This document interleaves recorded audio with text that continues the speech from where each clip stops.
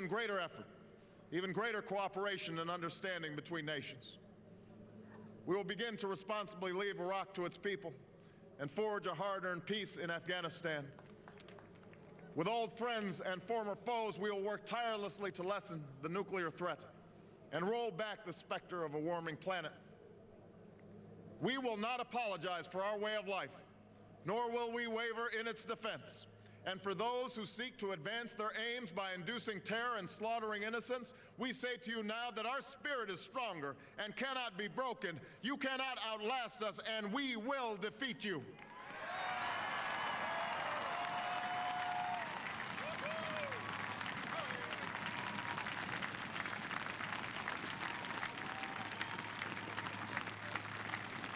For we know that our patchwork heritage is a strength, not a weakness. We are a nation of Christians and Muslims, Jews and Hindus, and non-believers. We are shaped by every language and culture, drawn from every end of this earth. And because we have tasted the bitter swill of civil war and segregation and emerged from that dark chapter stronger and more united, we cannot help but believe that the old hatreds shall someday pass, that the lines of tribes shall soon dissolve, that as the world grows smaller, our common humanity shall reveal itself, and that America must play its role in ushering in a new era of peace. To the Muslim world, we seek a new way forward based on mutual interest and mutual respect. To those leaders around the globe who seek to sow conflict or blame their society's ills on the West, know that your people will judge you on what you can build, not what you destroy. To those who cling to power through corruption and deceit and the silencing of dissent, know that you are on the wrong side of history, but that we will extend a hand if you are willing to unclench your fist. To the people of poor nations, we pledge to work alongside you to make your farms flourish and let clean waters flow, to nourish starved bodies and feed hungry minds. And to those nations like ours that enjoy relative plenty, we say we can no longer afford indifference to the suffering outside our borders, nor can we consume the world's resources without regard to effect. For the world has changed, and we must change with it. As we consider the road that unfolds before us, we remember with humble gratitude those brave Americans who, at this very hour, patrol far-off deserts and distant mountains. They have something to tell us, just as the fallen heroes who lie in Arlington whisper through the ages.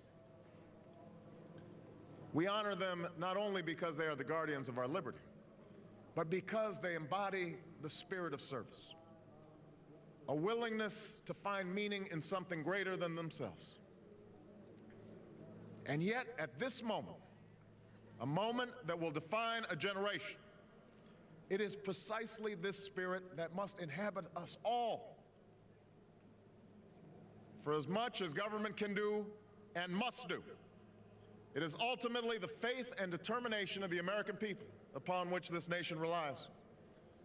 It is the kindness to take in a stranger when the levees break, the selflessness of workers who would rather cut their hours than see a friend lose their job, which sees us through our darkest hours. It is the firefighter's courage to storm a stairway filled with smoke, but also a parent's willingness to nurture a child that finally decides our fate. Our challenges may be new.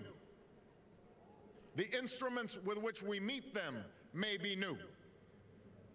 But those values upon which our success depends, honesty and hard work, courage and fair play, tolerance and curiosity, loyalty and patriotism, these things are old. These things are true. They have been the quiet force of progress throughout our history. What is demanded then is a return to these truths. What is required of us now is a new era of responsibility, a recognition on the part of every American that we have duties to ourselves, our nation, and the world. Duties that we do not grudgingly accept, but rather seize gladly, firm in the knowledge that there is nothing so satisfying to the spirit, so defining of our character, than giving our all to a difficult task. This is the price and the promise of citizenship.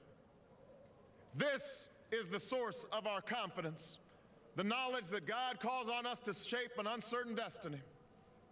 This is the meaning of our liberty and our creed, why men and women and children of every race and every faith can join in celebration across this magnificent mall, and why a man whose father less than 60 years ago might not have been served at a local restaurant can now stand before you to take a most sacred oath.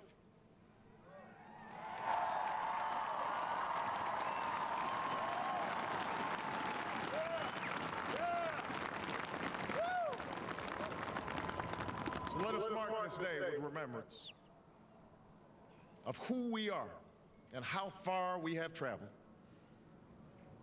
In the year of America's birth, in the coldest of months, a small band of patriots huddled by dying campfires on the shores of an icy river. The Capitol was abandoned. The enemy was advancing. The snow was stained with blood. At a moment when the outcome of our revolution was most in doubt, the father of our nation ordered these words be read to the people. Let it be told to the future world that in the depth of winter, when nothing but hope and virtue could survive, that the city and the country, alarmed at